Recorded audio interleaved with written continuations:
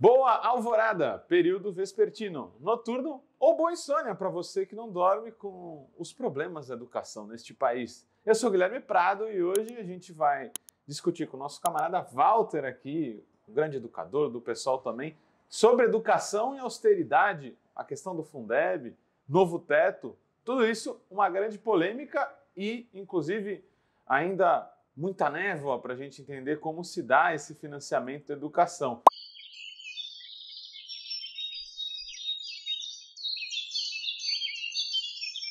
Walter, prazer ter você aqui.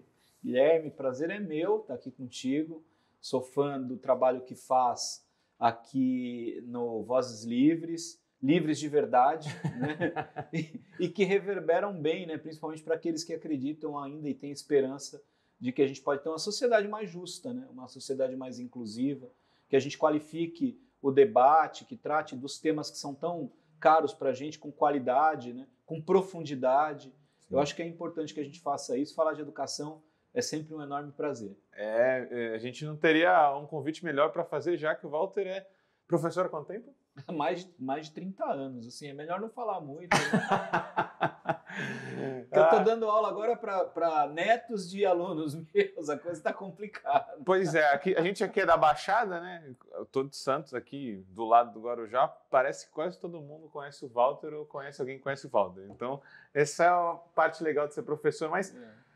Walter, qual é a importância da educação, principalmente básica, para a gente depois entrar no financiamento? Bom, educação é a base da vida, né? Os teóricos da pedagogia lá atrás discutiam sobre isso, né? E eu acredito muito na visão de que a educação ela não transforma a vida, a educação é a vida, né? A gente tem uma visão de que a educação é escola, né? A escola é uma necessidade que a nossa sociedade burguesa criou para, de alguma forma, inculcar valores nas pessoas. A gente se educa desde que nasceu, aprendendo a se alimentar, né, a andar, e o tempo todo a gente está passando por processos de formação que são inerentes à nossa educação. Mas quando a gente fala da educação formal, que é essa escolaridade que a gente precisa ter, eu acredito que ela é essencial até para libertar as pessoas, né?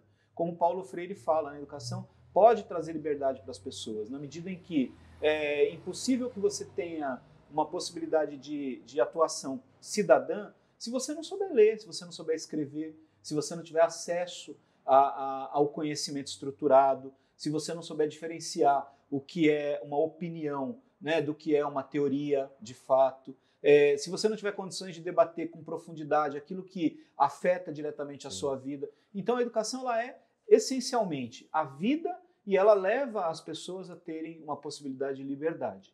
Então a educação escolar, que está nas mãos dos gestores públicos, principalmente no nosso país, e também do empresariado, e a gente precisa fazer essa relação, né? Principalmente numa sociedade como essa, uma sociedade capitalista em que tudo se transforma em mercadoria, né? A educação ela tem ela precisa ter um sentido, né? E qual é o sentido? Eu, particularmente, acredito que o sentido é exatamente levar para essa direção, de que a educação ela não precisa ser o que as elites querem, ela precisa ser o que as pessoas precisam que ela seja. Né? Então, se eu tenho um aluno hoje numa determinada situação, por exemplo, uma situação real, um aluno de 6º ano do ensino fundamental, com 12 anos de idade, imagina um menino de 12 anos de idade que não sabe ler e escrever. Mas ele é um menino, ele é uma pessoa, ele está na sala de aula, ele convive com as outras crianças, ele quer o tempo todo participar das atividades, só que por não saber ler e escrever, como ele consegue? Excluído, né? Ele fica excluído do processo. Ele participa só de parte do processo. E aí, o que esse menino precisa? Ele precisa de uma aula de geografia que eu dou? Não, ele precisa só aprender a ler e escrever. Mas aí o sistema não permite que as coisas aconteçam, entende? Então eu entendo dessa maneira. E isso se dá na primeira educação, né? A primeira educação, Guilherme, aliás... Porque, só um parênteses que eu ia falar, a gente teve alguma evolução nos setores superiores da educação, né? Mas a básica não teve a mesma atenção. Eu acho que assim, a gente está evoluindo... Agora sim. Na educação como um todo, eu acho que a gente tem passado por uma evolução histórica, né? Os dados comprovam isso, só que é lenta. A qualidade está melhorando lentamente, deveria estar melhorando muito mais rapidamente. E uma visão também distorcida que a gente tem no nosso país, porque a educação no Brasil, ela nasce como uma educação para as elites. Né? Se a gente pega para debater história da educação no nosso país, a educação das elites nunca foi igual à educação das pessoas mais pobres. Né? Então, a estrutura escolar no Brasil, ela reproduz essa realidade. Então, assim, o ensino superior no Brasil, ele recebe muito investimento. Tem essa crítica. O ensino superior recebe muito dinheiro, tem muito recurso para as universidades e pouco recurso para a educação básica. É verdade. Mas precisa ter. Porque se a gente quer superar as deficiências estruturais do nosso país, do ponto de vista econômico, até do ponto de vista geopolítico, a gente precisa investir em ciência. Então, e a ciência está onde? Está na universidade. Em que universidade? Na universidade pública. Então tem que ter dinheiro público na universidade pública para financiar a ciência. E a educação básica? Também precisa de dinheiro. Só que o olhar para a educação básica hoje é que está se alterando. Então você falou aí lá da primeira infância. Hoje já falamos hoje da primeiríssima infância. A primeira infância, que ia até os 6 anos de idade, hoje ela se divide. Nós temos de 0 a 3 anos. Porque antigamente se pensava que a criança de 0 a 3 anos não precisava de escola. E a lei brasileira, né, a nossa LDB, a nossa Constituição, determinam que a escola é um direito da criança desde que ela nasce. Então, com 0, ela pode ir para uma creche que não é para tomar conta do filho de alguém que vai trabalhar. Olha a realidade. Então, assim, a pessoa precisa trabalhar e precisa deixar o filho na creche para poder ir trabalhar. Toda essa relação é uma relação de reprodução do sistema capitalista, da exploração da mão de obra. Não é isso, não. A criança ela precisa ter acesso à educação, porque lá na escola ela pode ter uma condição de aprendizagem, mesmo de 0 a 3 anos, que é muito mais eficiente. Então, crianças que frequentam a escola, que convivem com outras crianças, que têm atividades mediadas por educadores formados, elas têm um nível de desenvolvimento muito mais rápido e com potencial de aprendizagem ao longo da vida muito maior. É a tal da esponja, né? A parte da... É uma esponja. Você absorve tudo. E os gráficos mostram que, assim, crianças que tiveram escolarização precoce aprendem muito mais ao longo da vida do que as crianças que ficaram afastadas da escola por um tempo maior. Incrível. Então essa é uma discussão importante, né? E dentro dessa discussão importante tem a questão do financiamento, né? No Brasil, a gente viu um ciclo de governos progressistas que de fato investiu mais naquela fase final, onde se produz ciência, e foi menos homogêneo na questão da educação básica, e isso parece estar se corrigindo, como você falou, com alguma lentidão, mas a gente está evoluindo nesse sentido. Explica para a gente, então, Walter, um pouco do Fundeb, como que é esse financiamento, que eu acho que a gente vai até acabar mexendo em problemas estruturais, né, da arrecadação dos municípios. Né? Dá uma conjuntura para a gente dessa educação básica. Vamos lá, vamos pensar que a educação ela se divide em etapas. A visão do que é o orçamento público para a educação, ela passou a se modificar ao longo do tempo, na medida em que demandas, né, do próprio setor produtivo, né, do próprio capital está exigindo. Né? Ele quer um trabalhador diferente, um trabalhador com a melhor qualificação educacional, preparado para a modernidade. Não pode ser mais cedo, né? Não pode ser um indivíduo analfabeto hoje no mercado de trabalho, senão ele não tem lugar, né, nessa sociedade e ele se torna uma pessoa improdutiva na visão, né, do capital. Então, o que se faz? Se começa a olhar para baixo. Olhar para baixo em que sentido? Vamos olhar para as etapas anteriores, né, da educação superior. Né? Precisamos pôr dinheiro na escola, porque tem uma exigência agora. Não é só uma questão mais de humanizar a formação, para que a pessoa seja um melhor cidadão. Não, é porque eu preciso de mão de obra mais qualificada. Então eu preciso formar melhor essa molecada aí. Eles não estão sabendo ler e escrever, eu preciso ensiná-los a ler e escrever com mais profundidade. Né? Então, a escola anteriormente, ela não era para todos. Né? A escola no Brasil, até eu digo isso para os meus alunos, quando eu nasci em 71, nós tínhamos em torno de 30 de cada 100, com até 16 anos, sem ter uma carteira na sala de aula. Não tinha vaga. Então, da minha geração, eu tenho 52 anos hoje, né? Da minha geração, 30... Horrivelmente interessante. Isso, né? Horrivelmente interessante. 30 dessas, de cada 100, não tinham vaga na escola. Que de alguma forma é uma evolução. Você enfiar 40 pessoas numa sala era um contraste até porque antes as pessoas simplesmente não entravam. Né? Não entravam, não tinha vaga. Com a a reforma educacional na década de 90, uma reforma neoliberal, financiada, imposta, financiada pelo Banco Mundial, imposta, né, pelo consenso de Washington e tal. Mas o que ela fez de bom? Porque mesmo nisso a gente tem que tirar o que é possível de bom, né? Colocou todo mundo na escola, pôs todo mundo para dentro, e aí agora a luta é melhorar a qualidade, né? E para melhorar a qualidade você precisa fazer o quê? Colocar mais dinheiro na escola. E aí o que acontece?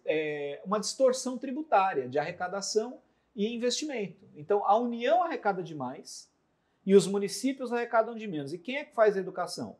São os municípios. A União faz a educação lá no ensino superior. Principalmente a básica, né? A básica é totalmente dos municípios, né? Em alguns entes, né? Em algumas unidades da federação. Tem alguma coisa de médio também, né? Hã? Tem alguma coisa de médio. Nessa divisão a gente tem a educação infantil, ensino fundamental e o ensino médio. A educação básica são essas 3 etapas, né? A educação básica ela começou a receber mais investimento, só que no início a maior parte do investimento que veio para a educação básica foi para o ensino fundamental. Na reforma que foi feita lá nos anos 90, foi criado o Fundef, que é o Fundo de Desenvolvimento do Ensino Fundamental. Então o dinheiro que veio da União começou a ser repassado dinheiro da União para os municípios que mantinham o ensino fundamental, ou seja, de 1º ao 9º ano. A educação infantil não recebia... Se eu não me engano, tinha um selinho nos meus livros da escola. Do Fundef? Eu acho que era do Fundef, né? Porque, tipo assim, você põe a molecada para dentro da escola, você pôs todo mundo para dentro da escola, você precisa fazer o quê? Com a molecada dentro da escola? Garantir que eles tenham condições de estudo. Material escolar, transporte, alimentação, tudo isso sai do orçamento da educação. E os municípios não dão conta de fazer o custeio de tudo isso, então foi criado o Fundef. E aí depois é que se inseriu no Fundef o restante da educação básica, né? Primeiro o ensino médio e posteriormente a educação infantil. Hoje o Fundeb ele abarca financiamento para toda a educação, da creche, vamos dizer assim, na primeiríssima infância, que a creche hoje é educação, não é mais assistência. Então tem muita ideia na cabeça das pessoas de que a creche é um direito de quem trabalha, não é. A creche é um direito da criança, mesmo que a mãe e o pai não trabalhem, e se eles optarem por colocar a criança na creche, tem que ter vaga para a criança. Tem o direito, não é o pai e a mãe que tem o direito, é a criança. E aí você precisa financiar isso, né? E no ensino médio, que é onde a gente tem um problema grave, que a juventude tem ela se afasta da escola. Então a gente consegue segurar as crianças na escola até o 9º ano, e quando chega no ensino médio, a evasão escolar é enorme. Enorme. Fruto do quê, Guilherme? Da realidade que a gente tem na sociedade. Uma sociedade que não gera condições de trabalho para todas as pessoas de maneira digna, que não gera uma perspectiva de que o adolescente esteja numa sala de aula pensando no que ele vai fazer. Vou para uma universidade. Não tem vaga na universidade para todo mundo. Vou para o mercado de trabalho. Não tem emprego para mim. Vou me qualificar tecnicamente. Me qualificar tecnicamente para uma sociedade sem emprego. Sim, você tem uma desmotivação muito grande, né? E eu acho que todas essas deficiências, né, contradição de um desenvolvimento desigual, problemático, nesse capitalismo dependente onde o Brasil está inserido, você compartilha daquela visão de que em dado momento, quando as famílias evoluíram, né, nos tempos áureos do lulismo, né, quando as famílias evoluíram sua renda, subiram as escadas, a primeira preocupação delas foi tirar as crianças do ensino público, e isso também permitiu um avanço neoliberal para fechar a escola, inclusive como o Alckmin fez. De fato, tinha menos pessoas nas escolas. Né? A gente vive uma crise muito grande, né, no nosso país e no mundo em relação a essa questão mesmo do que é essencial. Qual é o principal objetivo das nossas lutas, né? Então, quando a gente pega no período dos governos do PT, Lula e Dilma, e observa o que aconteceu de fato, o que aconteceu é que realmente as pessoas que não comiam puderam começar a comer. Né? Então a gente tirou gente da miséria, da pobreza. Eu tenho alunos meus que relatam para mim, tenho isso falado aqui, inclusive por vários, em depoimentos escritos e gravados, em que eles dizem que eles iam para a escola para comer. Sim. Porque não tinham comida em casa. Chega num determinado momento que eles passam a ter comida na casa deles. Então isso é essencial. Para as classes médias, Aí a questão é exatamente essa. As classes médias não acreditam no serviço público, na escola pública, na saúde pública, assim no que eu transporte posso, eu saio, público. Né? Elas não lutam para fazer com que o seu direito tenha valor, que faça sentido aquilo que se paga de imposto, né, para o Estado, que retorne como serviço de qualidade para essas pessoas. Então, é mais ou menos assim, para o pobre a gente dá o que comer, tá ótimo, tá bom por aí. E para as classes médias, na hora que chega às classes médias, eu não estou empoderando as pessoas para elas lutarem por uma escola pública de qualidade, para uma saúde pública de qualidade. Não, eu estou dando um dinheiro para ela fazer um carnê para comprar um carro, um carnê para comprar uma moto, um carnê para comprar mais eletrodomésticos, TVs maiores e tal, ou para ela fazer um planinho de saúde. E aí você vê que os planos de saúde eles começaram a oferecer opções mais populares, mais baratas, né? Escolas, a proliferação das universidades no Brasil, universidades de baixa qualidade. Justamente nesse momento. E baixo preço, foi exatamente aí. Porque é óbvio, se tem mais dinheiro circulando, é um dinheiro que poderia circular para o benefício social de vida das pessoas. Não. Vai circular para quê? Para fazer com que o capital se reproduza com mais facilidade. Então, eu vou tirar meu filho da escola pública, vou pôr numa escola particular. Qual é a qualidade que a escola particular oferece em relação à escola pública para ele? É tão melhor que vale o que ele está pagando?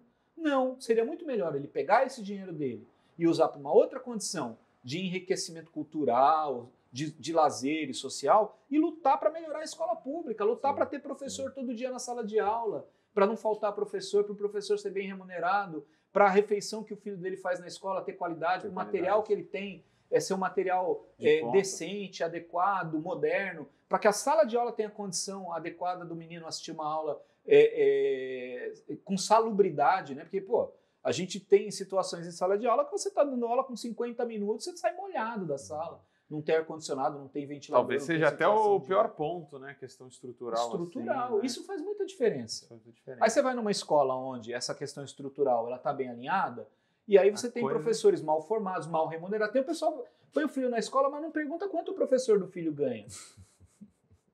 O professor do filho ganha um salário mínimo, 1,5, 2. Você acha que você vai ter uma condição dessa pessoa trabalhar uma quantidade menor de horas, se dedicar a preparar aulas melhores? Não, você tem que aumentar a remuneração do profissional para ele se dedicar a menos alunos, né? Essa é uma dureza da realidade que a gente tem aqui. E isso dialoga muito com o nosso tema aqui hoje, da educação e da austeridade, porque, de fato, né, o neoliberalismo ele tem vários mecanismos que te empurram para o enfraquecimento da educação pública, da saúde pública. Né? Então, até mesmo quando as pessoas ascendem, contradições da história, né? Alckmin, naquela época, aproveitou aquele momento para poder atacar e fechar salas, né? Aqui em São Paulo, na questão do ensino médio. Porém, né, mais contradições ainda, você diz, né? Tem uma forte demanda também dos mais ricos, da burguesia, para poder investir em educação básica. De fato, evoluímos para um Fundeb que se prometia, né, num momento de retrocesso, né? Um Fundeb que se pretendia a participar de forma majoritária não, mas com mais força com o orçamento federal. Né? Então, a gente sairia de 10% do financiamento federal, desse montante, para 23%. Era o que tinha prometido. Isso porque os municípios mais pobres são os que mais sofrem, não é, Walter? Para poder dar esse tipo de serviço público para as pessoas. O Fundeb ele tem uma função importante, que é de corrigir uma distorção tributária do Brasil. Os municípios são o local onde você tem a base de arrecadação tributária, mas a maior parte dos recursos não fica nos municípios. E aí, o Fundeb é criado com qual finalidade? A de corrigir essa distorção. Então, se eu arrecado aqui, o que eu arrecado aqui não é suficiente para manter o serviço, a União diz assim, não, eu vou te mandar dinheiro, fica tranquilo aí que eu vou mandar um dinheiro para você pagar essa conta. Né? Para os municípios menores, que têm uma base de arrecadação própria menor, o impacto do Fundeb é significativo. Ou seja, o município fica na dependência do Fundeb, porque o recurso dele próprio não é suficiente para garantir toda essa melhoria da qualidade educacional, aumento de salário para professores, para pagar o piso. Então tem município que não conseguiria pagar o piso com recurso próprio. ele precisa do repasse do Fundeb para garantir Talvez aqui na isso. nossa região, São Vicente, talvez um bom exemplo. Que sofre mais com... Eu diria, eu não tenho dado de cabeça de São Vicente, mas eu acredito que nem São Vicente. A arrecadação própria de São Vicente, as cidades litorâneas e as instâncias balneárias no estado de São Paulo, eu acredito que gente do Brasil inteiro assista ao podcast, né, ao Vozes Livres, mas para entenderem, né, as cidades litorâneas aqui, elas têm uma arrecadação per capita muito superior à média nacional das demais cidades e à média nacional. É muita cidade, muito né? superior. Porque assim, o IPTU é muito alto, né, aqui na localidade. Então, puxa, o que acontece? Você tem um IPTU muito alto, arrecada muito, então a tua base de arrecadação é enorme, né? E aí, para municípios assim, que nem o caso de Guarujá e de Santos, a verba do Fundeb é importante? É. Mas o que o município investe também é um montante bastante elevado. Para municípios menores, a verba do Fundeb não existiria educação sem Fundeb.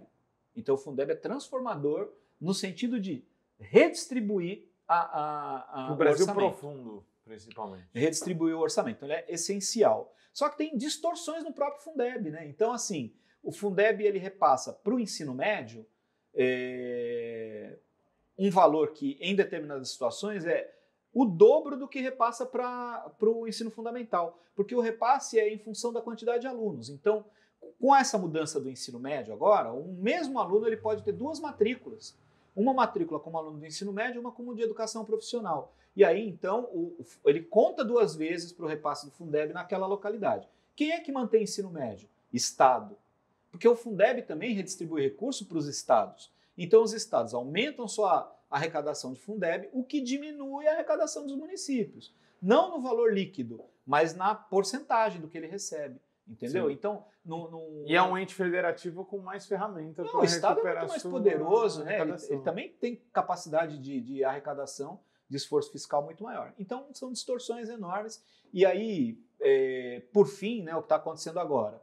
O Fundeb precisa ser compreendido como uma política pública essencial para a educação brasileira. E aí, o que a gente está vendo acontecer? Né? Uma discussão sobre o arcabouço fiscal. Sim. O que é isso, em síntese? Ou o novo teto, né? O novo teto, é isso aí. Né? Na verdade, é uma disputa por orçamento. O que vamos fazer com o dinheiro dos brasileiros? Porque o dinheiro que o Estado recebe é o dinheiro da gente, é o dinheiro das pessoas. Onde vocês querem esse dinheiro? Se eu perguntar para mim aqui, eu vou lá, eu quero na saúde, eu quero na educação. E eles, não, nós queremos pagar dívida. Então, a Fundeb é educação, ok? Sem Fundeb, a educação não seria o que ela é hoje e a gente não teria perspectiva de pensar em melhorar. Se está mal, ia ser muito pior. Se está mal, seria muito pior. Então, o Fundeb é uma correção de distorções e ele é fundamental. É muito necessário. Que é, no fundo, o pano de fundo que não fazemos uma reforma tributária de verdade. Está tudo aí. Precisa dos apetrechos. Está né? tudo aí. Sem reforma tributária que tire dos mais ricos em maior quantidade do que dos mais pobres, porque no nosso país o mais pobre paga mais e recebe menos. Aí agora a gente paga, os mais pobres pagam mais e na hora do Fundeb vir para a escola dos mais pobres, não pode aumentar o repasse para a educação porque isso vai ferir ou a disciplina fiscal. O equilíbrio fiscal do país. E a confiança não virá. Exato, o mercado e tal. Quer dizer, então é melhor manter o menino lá no 6º ano analfabeto do que pôr mais dinheiro para ele poder ser alfabetizado de maneira correta e tal. É melhor manter o menino lá numa sala de aula sem condição de ter uma educação de qualidade e pagar dívida. Para quem, né?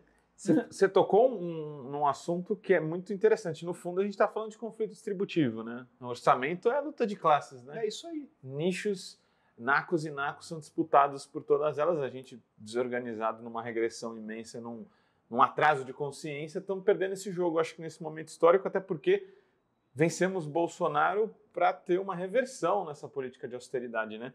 E não uma desaceleração só, né? Porque eu ainda acho que a gente está numa trajetória neoliberal. Eu estava dando uma olhada, é quase 2% que representa o Fundeb do orçamento. Então tem um interesse muito grande em sufocá-lo, né? Tem estimativas de que isso podia chegar a mais de 4% do orçamento. Então é muita grana em disputa. Você vê por aí, Walter, que se aprovou algo que era progressivo na época, a maior participação da União, mas agora, na conjuntura, viu-se que era melhor estrangular esse aumento progressivo de gasto social? A luta é essa mesmo, é uma luta muito clara sobre para quem vai ficar o orçamento. Muito claro isso, está muito evidente. Então, se você tem uma responsabilidade fiscal, e é necessário que haja uma responsabilidade fiscal para qualquer nação do mundo, é essencial que se pense, né, nas contas públicas, você precisa, evidentemente, criar políticas que consigam equilibrar, do ponto de vista fiscal, a sua arrecadação e os seus gastos. Só que quando você determina, por força de lei, que a educação ela não vai ter crescimento de investimento, você está aniquilando o futuro dessa nação. Porque eles não precisam que os mais pobres aprendam, que os mais pobres estudem. Aquela máxima que a gente ouvia, Guilherme, quando era criança e continua ouvindo, de que os mais ricos não querem que os mais pobres sejam educados, né? Quando você coloca o mais pobre para viajar de avião, a classe média vai estrilar. O mais rico não quer andar mais, ele quer comprar avião, ele não vai mais querer andar num avião de carreira. Não, eu quero um hangar. Você viu agora cartão Black e tal. Você vai viajar, quem viaja de avião, né? Já sabe, né? Que agora a classe média não quer mais andar, tá lá na área comum do aeroporto, não. Quer ir pro Black, lá pro VIP e tal. Essa é a disputa. Né? Então, assim, o Fundeb ele tem que estar fora dessa conta. O Fundeb tem que ser... porque o Fundeb é uma obrigação da União, ele não está fazendo favor nenhum para os municípios. Ele está devolvendo o que ele já recebeu antecipadamente. Sim. Essa receita que vai para cima, para a União, ela deveria ter ficado no município. E ela faz muita diferença. Não se faz qualidade sem dinheiro. Não se faz qualidade sem investimento. Sim. E não é só para remunerar professor. É para você pensar em projetos que podem impactar de verdade na aprendizagem das crianças. Eu trabalho numa escola em que eu não consigo dar prova impressa. Porque não tem impressora, não tem papel. Caramba. Para eu dar uma prova, Guilherme, é uma coisa simples. Que é dar o básico, um papel, né? Sulfite com 10 perguntas ali, ou exercício, para o aluno responder, eu tenho 700 alunos. Para eu fazer uma prova para os meus 700 alunos, eu tenho que fazer 700 cópias. Eu tenho que tirar do meu salário para fazer. Né? Dá mais de uma resma para uma prova. Resma. Eu não consigo fazer. Não tem. Mas não tem recurso, não tem. Aí fazem projetos de robótica. Aí compram kits de robótica. Fazem projetos mirabolantes que são fundamentais para que a gente possa pensar numa qualidade educacional. Mas e o básico? Cadê o básico? Então, você não faz transformação na educação sem dinheiro. E a educação jamais vai impactar na questão fiscal. O que impacta na questão fiscal é 13,75% de taxa básica de juros.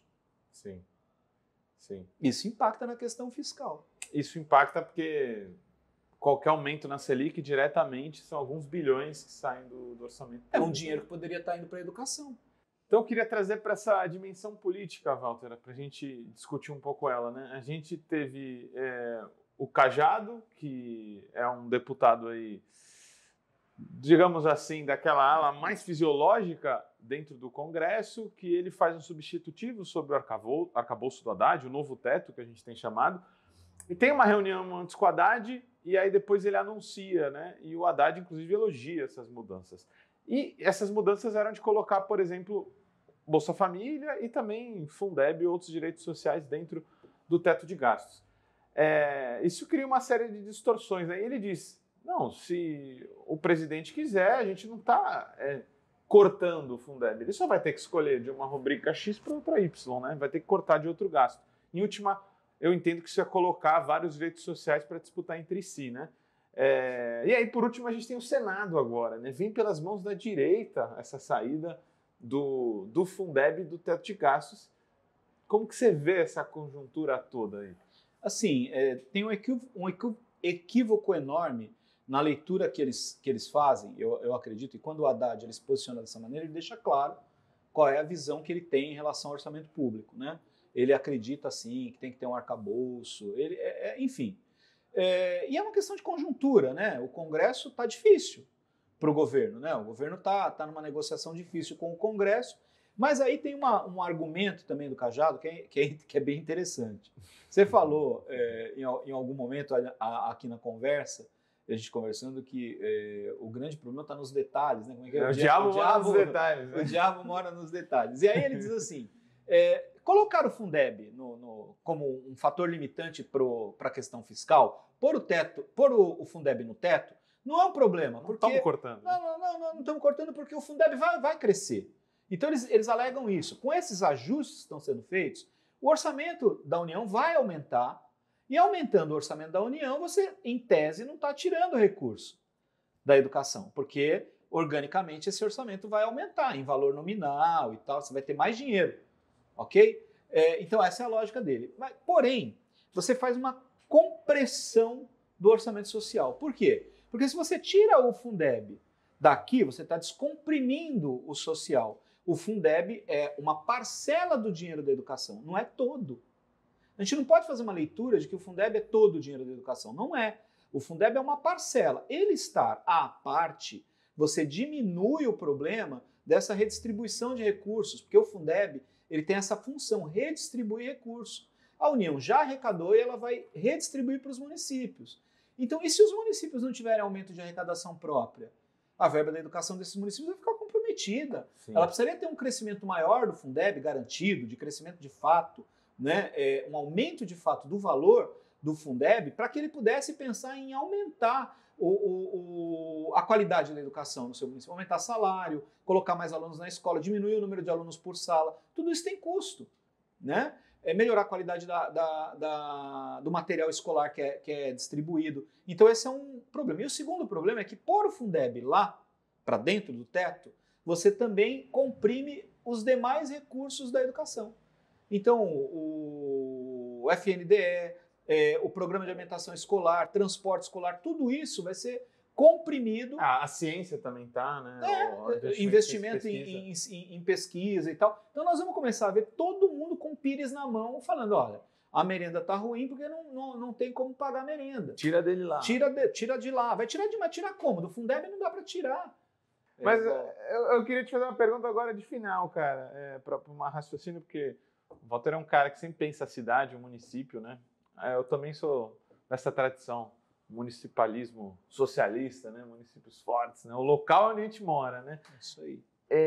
Cara, o arcabouço, ele parece que prepara tudo para ter uma expansão de demandas por serviços que vão, no final, acabar para PPPs, né? E isso está muito claro no projeto, né? A gente já está vendo isso expandir por aí. Você já é um denunciador disso há muito tempo. Você acha que é mais ou menos o projeto que vai desembocar isso tudo, essas compressões? É a base do neoliberalismo, né? O neoliberalismo ele aperfeiçoa os processos para facilitar a maneira como os empresários vão bater a carteira das pessoas. É simples, assim, como tirar dinheiro das pessoas, né? Então, você toma o dinheiro das pessoas de que maneira? Oferecendo serviço para elas, né? Produto, você tem um limite de consumo. Serviço, não, né? Então, na saúde, qual é o limite de tomada de contratualização para a saúde, né? Então, a gente vai por aí. E a educação é exatamente isso. Então, o que acontece hoje? O Fundeb ele tem um mecanismo que é de ser um dinheiro que vai chegar nas pessoas. E eles tentam criar formas de diminuir o dinheiro que chega nas pessoas, para o dinheiro ficar nas licitações.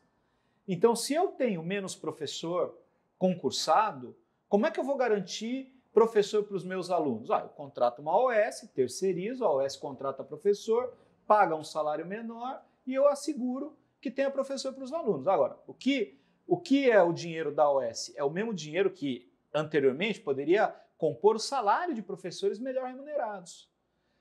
E para as classes médias, de novo, né, para as classes médias, isso tem ali tem uma ideia, né, de que vai ser algo melhor, que a qualidade da educação vai ser melhor. Porque agora você tem um empresário cuidando da educação. E quando tem um dono olhando, é bem melhor, né, e tal. Sendo que... Cachorro sem dono? Cachorro, exatamente por aí. E o outro aspecto disso, né, é a gente pensar exatamente no que se propõe para um arcabouço fiscal em que tem uma briga entre o que é gasto e o que é investimento. né? A gente acredita que educação e saúde são investimentos, porque nós somos pessoas que enxergam o ser humano como o centro de tudo. Então a gente precisa garantir que as pessoas tenham qualidade de vida. O IDH avalia o quê? Saúde, educação, e um dos aspectos é a renda, mas a saúde e a educação tem um peso enorme no cálculo do IDH. Então é o social e a renda. Não adianta você ter renda se você não tem qualidade de vida. Né? A educação é a base disso. E você pôr no arcabouço, como eles querem, né, como eles estão fazendo, o Fundeb, diminui essa perspectiva de que você vai aumentar investimento na educação. É o contrário. A ideia é diminuir o máximo possível o valor que se investe em educação, porque eles dizem que já se gasta muito com educação. É a grande contradição desse momento, e eu diria assim, te faria essa última pergunta, fazer uma reflexão final. Ainda estamos vendo, né, alguns setores fazendo greve nesse país, e eles são ligados à educação, né? Nessa regressão neoliberal, Walter, a educação ainda vai ser uma luta emancipadora? Eu acho bem difícil, Guilherme, que a gente consiga se articular para uma revolução a partir dos trabalhadores da educação. Esse é o grande desafio. O grande desafio está exatamente aí. Você pega o exemplo do Estado de São Paulo, com as mudanças que ocorreram na carreira dos professores. Hoje você tem professores que aderiram à nova carreira e professores que estão na carreira antiga, e eles são inimigos no local de trabalho. O Estado colocou duas categorias profissionais dentro de uma mesma unidade escolar. Então, o professor que está com a carreira antiga tem determinados privilégios, não são privilégios, mas eles entendem, vendem como se fosse, porque não aderiu à carreira. E os mais jovens, os mais novos que aderiram a essa carreira e entraram na carreira nova com promessa de que vão ter uma remuneração maior, tem uma outra condição de trabalho. Então, é impossível você conseguir unidade sem muita conscientização. É consciência de classe primeiro, as pessoas não têm consciência de classe. É esse o trabalho que eu acho, é o grande desafio que a gente tem em termos de sociedade para as pessoas entenderem. Você discutir isso aqui